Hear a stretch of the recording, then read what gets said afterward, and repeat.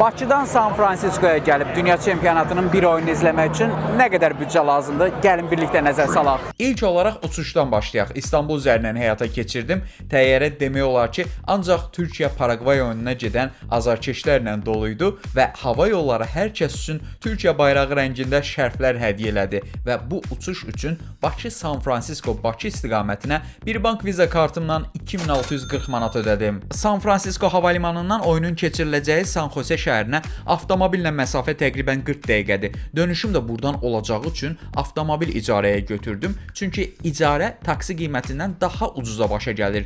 3 günlük bu gördüyünüz avtomobilin icarəsi tam sığorta ilə birlikdə 371 manat etdi. San Jose'də stadiona çox da uzaq olmayan bir məsafədə yerləşən 2 ulduzlu otel 3 gecə üçün 790 manat qiymət təyin elədi. Dünya çempionatı ərəfəsi olduğu üçün qiymətlər adi günlərdən bəlkə də 2 qat daha yuxarıdır. Oyuna biletə gəlincə, ən uzaq sıralarda rəsmi ikinci əl bazarından 590 manata tapa bildim. Normalda bu biletin ilkin satış qiyməti 365 manatdır. Hər gün üçün qida xərcini minimal 85 manatdan hesablasaq, toplamda 255 manat da burada xərclənmiş oldu. Üstəlik stadionda kiçik bir su üçün 7 dollar ödədim. Ödənişi viza kartları ilə həyata keçirəndə 10% qənaət etmiş olursunuz stadion daxilində. Beləliklə, bütün o əsas xərcləri və stadionda aldığım 7 dollarlıq suyu da nəzərə alanda San Fransiskoya gəlib bir oyuna baxmaq 4656 manat 71 qəpik elədi.